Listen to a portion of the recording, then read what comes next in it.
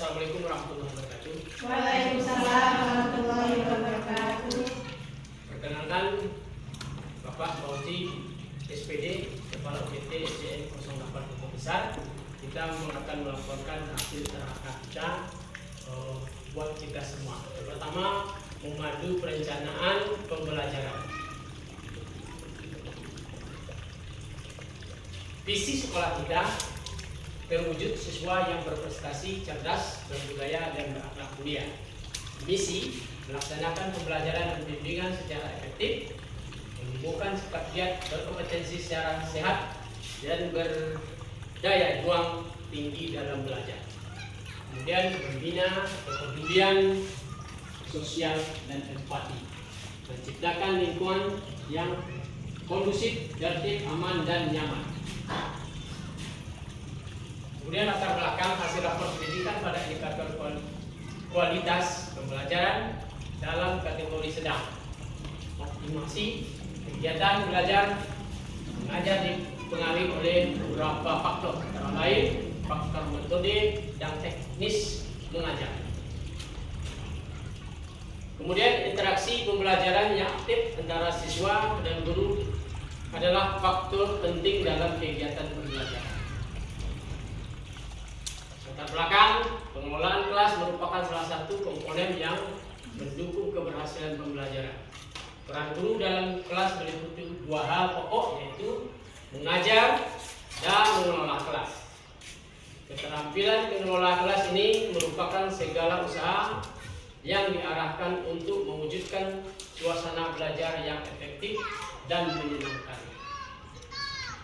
Tujuannya memberikan pemahaman kepada guru pentingnya perencanaan pembelajaran, memandu guru dalam musyawarah perencanaan pembelajaran yang sesuai dengan kurikulum, meningkatkan kolaborasi antara guru, menciptakan pembelajaran yang menyenangkan dan bermakna bagi siswa, merencanakan tindak lanjut berdasarkan hasil temuan pada saat observasi guru.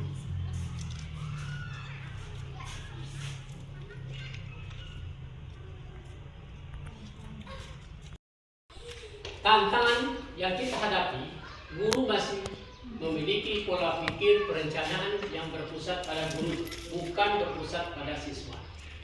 Guru belum mengoptimalkan sarana dan prasarana yang ada untuk mendukung proses pembelajaran di kelas. Siswa masih perlu beradaptasi dengan kurikulum yang baru.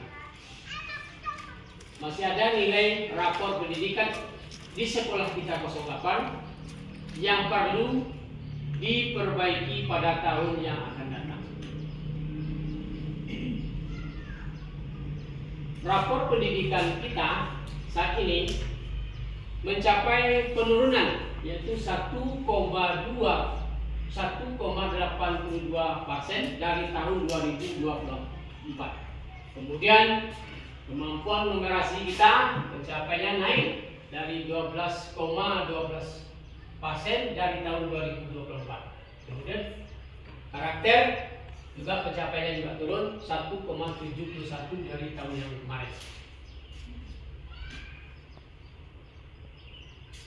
Kemudian rapor pendidikan kita juga mengalami pencapaian yang naik,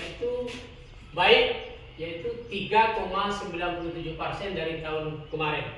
Kemudian iklim kebinekaan juga sedang, pencapaiannya turun dari 9,64% dari tahun kemarin.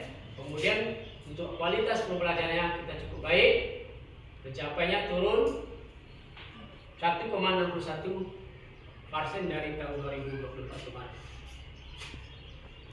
Jadi upaya kita meningkatkan kualitas pembelajaran, itu yang pertama perencanaan pembelajaran, penyusunan tujuan pembelajaran, pengembangan aktivitas pembelajaran, kemudian strategi pembelajaran.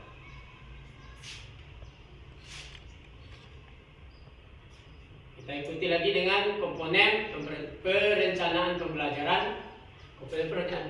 Komponen perencanaan pembelajaran kita yang pertama tujuannya adalah merumuskan tujuan pembelajaran yang jelas dan terukur.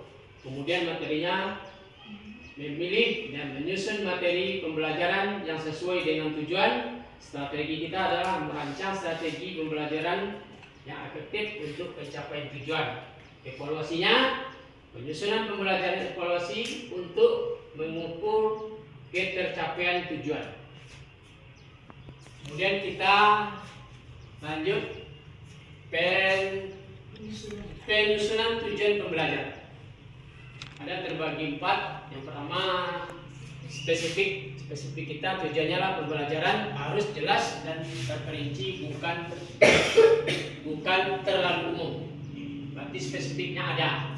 Kemudian terukur, tujuannya harus dapat diukur untuk mengetahui tingkat pencapaian. Realistis. Tujuannya adalah harus sesuai dengan kemampuan siswa dan sumber daya yang ada. Relevan, tujuan harus terkait dengan kompetensi yang ingin dicapai. Strategi pembelajaran ada kita 4 yang kita pakai berpusat pada siswa. Strategi harus mendorong siswa untuk berpartisipasi aktif. Kemudian inovatif, yaitu strategi harus kreatif dan menarik untuk memotivasi siswa. Kemudian terukur strategi harus terorganisir dengan jelas dan sistematis.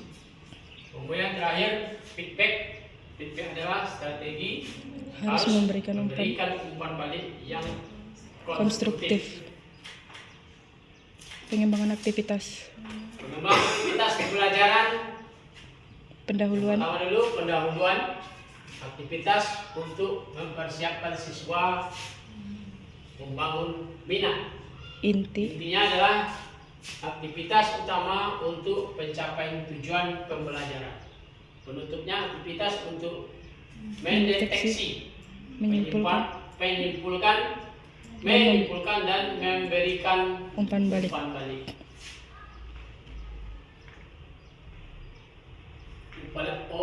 Evaluasi dan umpan balik pembelajaran.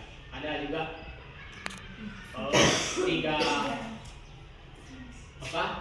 tujuan kita. Yang pertama jenisnya, tujuan dan contoh.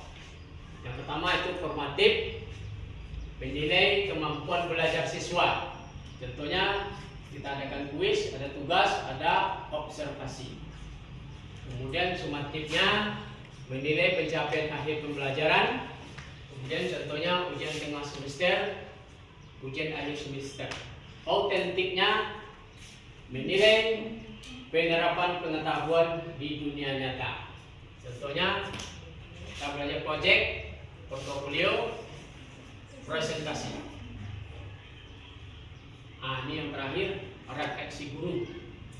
Guru menyadari tantangan yang dihadapi berasal dari dirinya dan berusaha untuk meningkatkan kompetensinya baik secara mandiri ataupun secara berkelompok. Kemudian ketika observasi pembelajaran dilaksanakan, guru memperoleh pengetahuan baru yang sangat berguna untuk pengembangan dirinya. Terakhir, guru menyadari bahwa dengan adanya PMM dan Kombel, pengetahuan dan kompetensinya dapat meningkat setelah itu. Terima kasih. Demikian laporannya. Assalamualaikum warahmatullahi wabarakatuh.